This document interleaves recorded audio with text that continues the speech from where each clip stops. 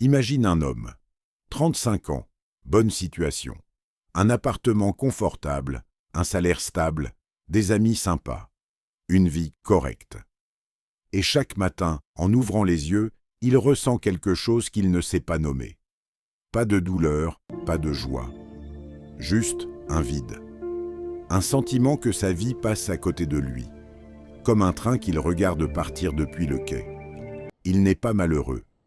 Il est juste endormi. Cet homme, c'est peut-être toi. C'est peut-être moi. C'est peut-être des millions de personnes qui ont choisi la sécurité au lieu de la vie. Aujourd'hui, je vais te dire quelque chose que personne ne veut entendre. Le confort est ton ennemi. Et plus tu le cherches, plus tu meurs à l'intérieur. Bienvenue. Si tu regardes cette vidéo, c'est que tu cherches quelque chose. Plus. Mieux. Différent. Et aujourd'hui, on va parler de quelque chose de fondamental, quelque chose que notre société entière nous a appris à éviter. L'inconfort. On vit dans un monde conçu pour t'endormir. Les livraisons en 1 heure, les plateformes de streaming infinies, les notifications constantes. Chaque technologie, chaque application a été créée pour supprimer la friction, pour que tu n'aies jamais à attendre, jamais à t'ennuyer, jamais à souffrir. Et ça semble génial, non? Moins de douleur, moins d'efforts, plus de plaisir instantané. Sauf que personne ne te dit le prix que tu paies.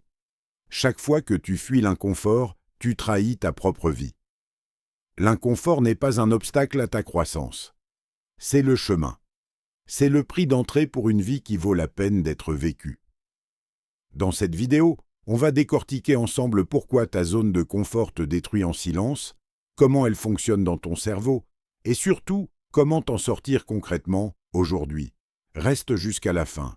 La dernière partie va changer ta façon de voir les choses pour toujours. Qu'est-ce que la zone de confort?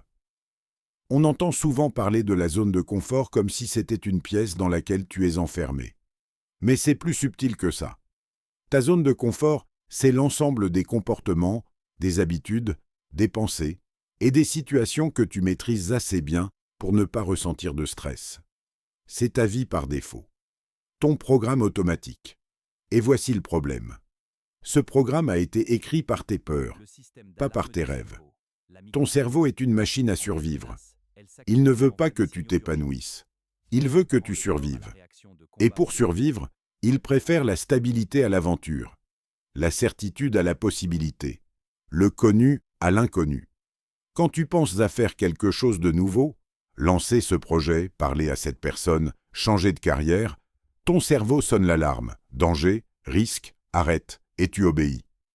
Pas parce que tu es faible, mais parce que tu es humain.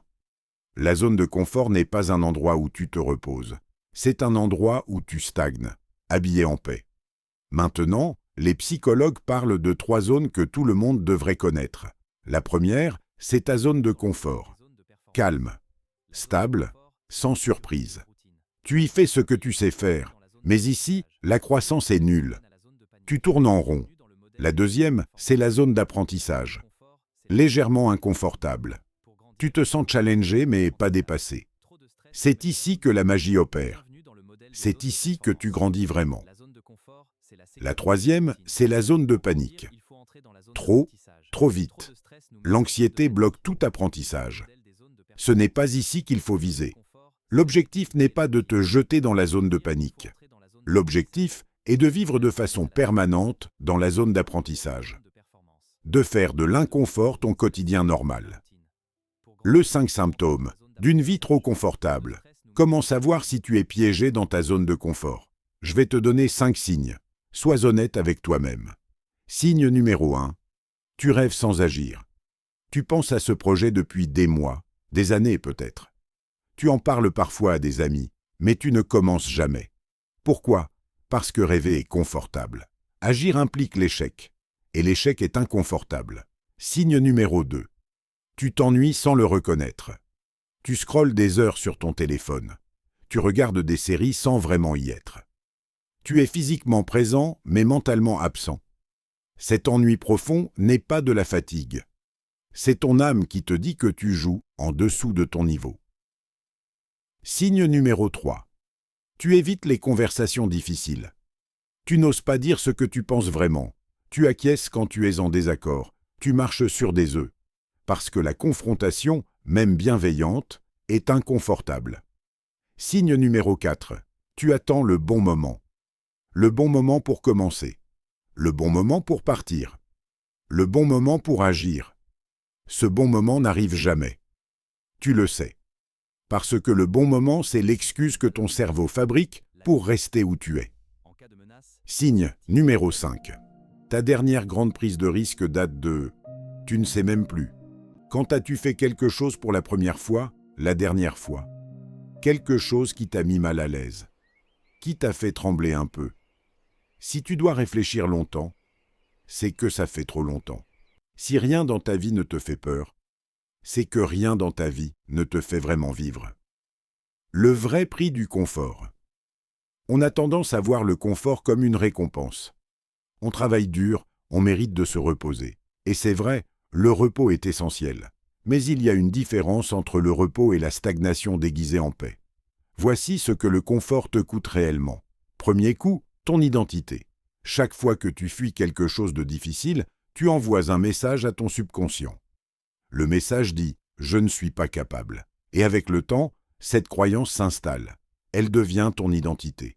Tu ne te vois plus comme quelqu'un de courageux. Tu te vois comme quelqu'un de prudent. Quelqu'un qui n'est pas fait pour ça. Deuxième coup, les regrets. Des chercheurs ont interviewé des centaines de personnes en fin de vie pour connaître leurs plus grands regrets. La réponse est presque universelle. Ce ne sont pas les choses qu'elles ont faites qui leur manquent le plus. Ce sont les choses qu'elles n'ont pas osé faire. Le projet abandonné. La personne qu'elles n'ont pas osé approcher. Le risque qu'elles n'ont jamais pris. Troisième coup, l'estime de soi. L'estime de soi ne vient pas de ce que les autres pensent de toi. Elle vient de ce que toi, tu penses de toi. Et tu ne peux pas avoir une haute estime de toi si tu te vois fuir dès que ça devient difficile. Chaque petit défi que tu relèves, chaque moment où tu choisis l'action malgré la peur, chaque fois que tu vas plus loin que tu ne pensais possible, là, tu construis quelque chose. Là, tu deviens quelqu'un que tu respectes. Le confort a l'air gratuit. Il est en réalité la chose la plus chère que tu puisses choisir. Ceux qui ont choisi l'inconfort. L'histoire est pleine de personnes qui auraient pu choisir le confort, qui auraient pu rester là où elles étaient, et qui ont décidé différemment. Michael Jordan. Il a été éliminé de son équipe universitaire à 15 ans. Il aurait pu arrêter. Il aurait pu se convaincre que le basketball n'était pas pour lui.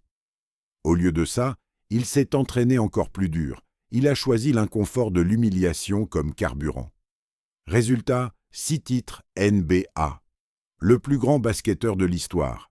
Oprah Winfrey, née dans la pauvreté rurale, victime d'abus dans son enfance. Licenciée de son premier emploi à la télévision parce qu'elle était, je cite, trop émotionnelle. Elle aurait pu se cacher. Elle a choisi de s'exposer, de parler, de ressentir en public. L'inconfort de la vulnérabilité est devenu sa plus grande force.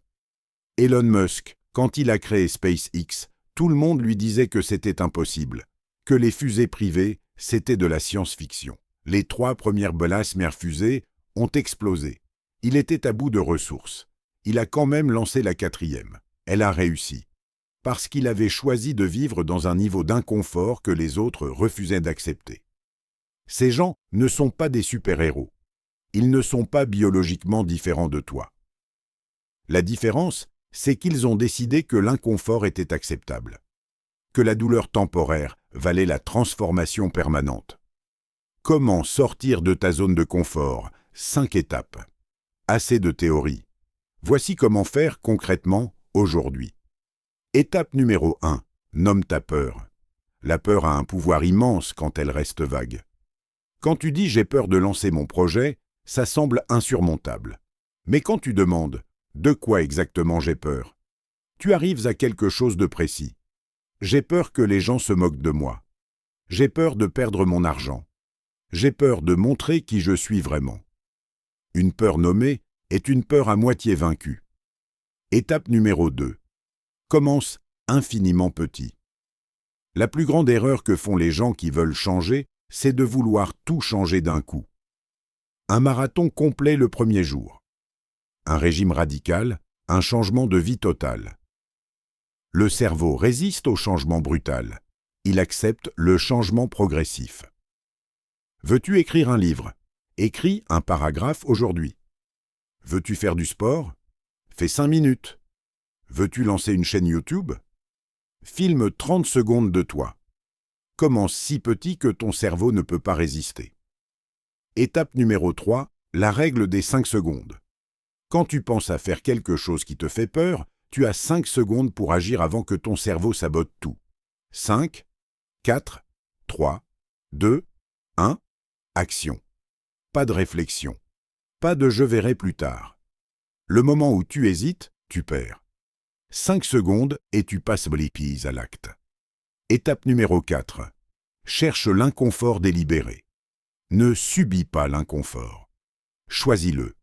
Prends la douche froide. Parle à un étranger. Lève la main en réunion. Envoie ce message. Dis non quand tu voulais dire oui. Dis oui quand tu voulais dire non. Pose 2 SEC. Entraîne ton cerveau à traiter l'inconfort non plus comme un signal de danger, mais comme un signal de croissance. Avec le temps, ça devient un réflexe. Pose 3 SEC. Étape numéro 5. Pose une SEC. Change ton vocabulaire intérieur. Arrête de dire « je ne peux pas ». Dis « je ne fais pas encore ». Arrête de dire « c'est trop difficile ». Dis « c'est difficile maintenant ». Ces mots semblent anodins, mais ils reprogramment littéralement ta façon de te voir. Les mots que tu utilises pour te parler à toi-même construisent ta réalité. Conclusion, la métaphore du papillon. Je veux te laisser avec une image. Il existe un papillon. Pour sortir de son cocon, il doit se battre pendant des heures. Il pousse, il force, il souffre. Des scientifiques sont un jour décidés d'aider un papillon en coupant son cocon pour le libérer plus vite. Le papillon est sorti facilement, mais ses ailes étaient minuscules. Flétri, il n'a jamais pu voler, parce que c'est précisément la lutte pour sortir du cocon qui force le fluide dans ses ailes. C'est la résistance qui le rend capable de voler.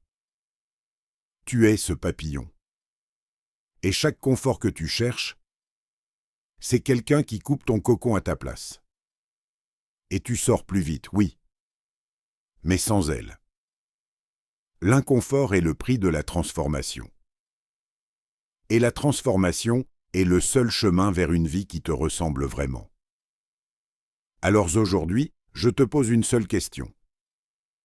Quelle est la chose que tu ajournes depuis trop longtemps par peur de l'inconfort? Note-la, maintenant, sur un papier, sur ton téléphone. Et demain matin, fais le premier pas, un seul, juste un. Laisse un commentaire avec cette chose que tu vas faire. Écris-la. Engage-toi publiquement, ça change tout. Et si tu veux continuer ce voyage, abonne-toi, parce qu'on n'a qu'une vie, et elle mérite d'être vraiment vécue.